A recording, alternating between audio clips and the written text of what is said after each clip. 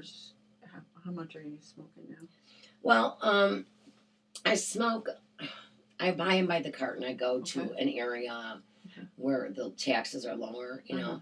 So, let's say in this area where I live, Mhm. you could pay up to $9 a pack, which is like that is $90 for a carton. Okay. Oh my God. Yeah, which I mean, when I started smoking, was 50 cents a pack. Cents. Yeah. Yeah, me too. Yeah. Mhm. And now I pay like $48 a carton, and I usually smoke a little less, or or a pack a day. Okay. So About a pack a day. it's a little All bit, right. like it can last me like a week and a half. Okay. But I have this obsessive, like OCD thing about it, which I've had with other things. I mean, I have to know that I have an extra pack. Your stash. Yeah. Mm-hmm. So that I am not going to ever run out. It's Mhm. I don't know what that is, but Fear. it is fear based. Mhm. That God forbid, I can't start my car tomorrow. Mhm. I have to, and I'm the same way about other things. Like, I mean, I'll go to bed with a bottle of water, and I don't finish the whole bottle of water, which is kind of odd. And I'll have a little bath, at the end, and I won't finish that. I'll put that in for my plants, so I don't waste it. But I just have to have that, to know that that bottle of water is there. And if I'm like running down to, like, let's say 6 bottles, I have to go out and get another case of water. I guess it goes farther than just the smoking. Some sense of safety Mhm. and security. Yeah. With the cigarettes and the water. Almost like growing up in the Depression, only I didn't. Mhm. So, well, and it's a good thing it's water. Yeah. But if it were beer or alcohol, so I mean, to be having to have a bottle of water next to your side is a great thing. Well, I take a lot of medication, and throughout the night, Uh-huh. and even during the day, I have like a real dry mouth all the time. Okay. So I mean, water is my friend. Okay. Yeah, Okay. thank God. So back we were talking about when you were mentioning the price of the cigarettes and the price of the patches and the gum and things like that, and I think that the most recent research and just my personal observation with people has been that the gum actually is more like actual smoking in terms of getting the drug into your system than than the patch, because the patch gives you this slow, steady amount. I mean, and it's not like you can rub it and like get more in there. I want more. The gum gets into your brain pretty quickly because it's through your mucous membrane, and they have I think 2 milligram, 4 milligrams, and the 4 milligram is for I would guess would be for someone like yourself, and they've come a long way in terms of it used to be this terrible tasting gum, and they've candy coated it, and they've added different flavors to it, and almost all of the major pharmacies have gone over to generic forms. Oh, good. Which are about half the price of the company Nicorette, who makes it, and so I think that a small box, I'm gonna guess, is around $24.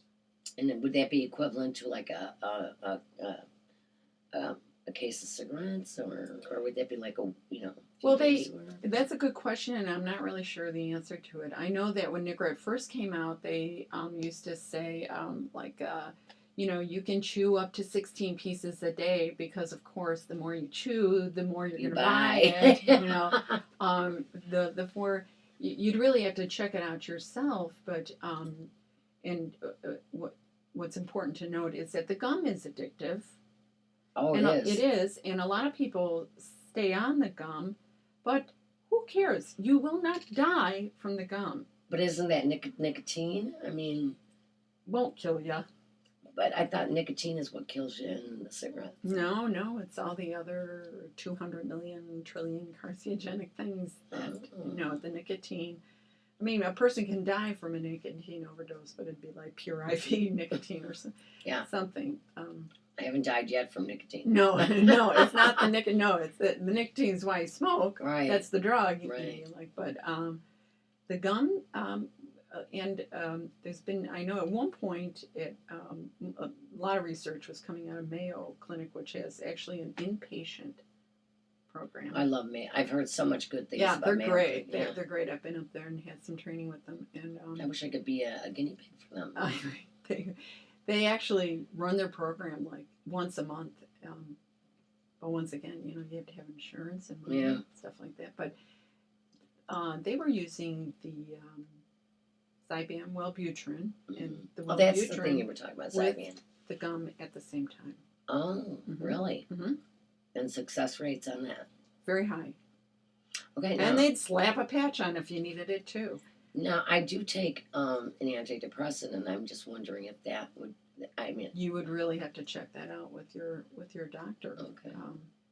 But the gum works just like the nicotine. The drug is the same. It's all the behavioral, having a cup of coffee and kind of breaking those associations. yeah, and there are a lot,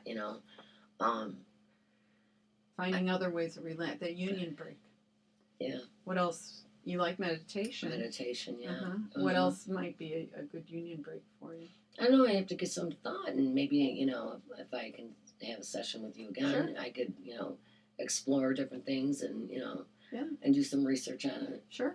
Because the internet is so available and It is, and there's a lot of good ideas on there now. Mhm. And one of the things you're already doing is drinking a lot of water. They really recommend that. It actually flushes nicotine through your system. Oh, does it? Mhm. Oh, good. Mhm. I got one thing Nicotine going is- for me. Yeah, there you go. Yeah. So, What about candy? Chewing a hard candy, maybe, or oh yeah, absolutely. That's a great idea, and a lot of people do that. And a lot of people, I've seen people use licorice sticks or anything that looked like a cigarette. yeah, toothpicks. My brother quit smoking, and he would chew on toothpicks. Yeah. I've had people use straws, Mhm. anything. How about what's his face? That old bald-headed. I forgot he had a show. You always have a lollipop. Oh, Kojak. Yeah, Oh, Kojak. yeah. Oh, I mean, whatever works. I'm showing my age now. I was saying, me too, that I knew the answer.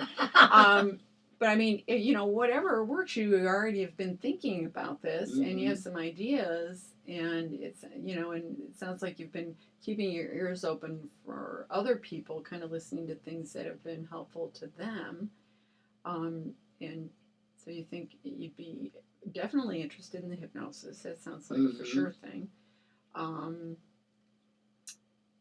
Be willing to talk to your doc about the Wellbutrin and see if it might be if it's a good match, because it might have your absolutely. I think that's smart to know that there's contraindications with other medication use.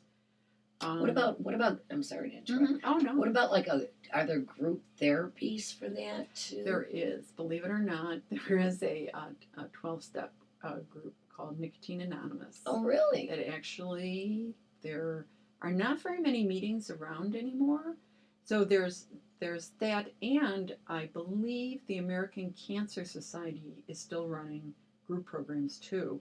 And their group programs are kind of like more structured, like a treatment type thing. And then you pick a quit date, the whole group quits together. There's that misery loves company type thing. And buddy system type. absolutely. And I think they're free.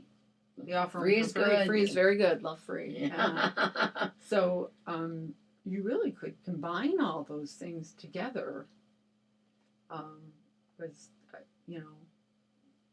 it's like you can't have too many things to help you out. Yeah, right. More is good. Yeah.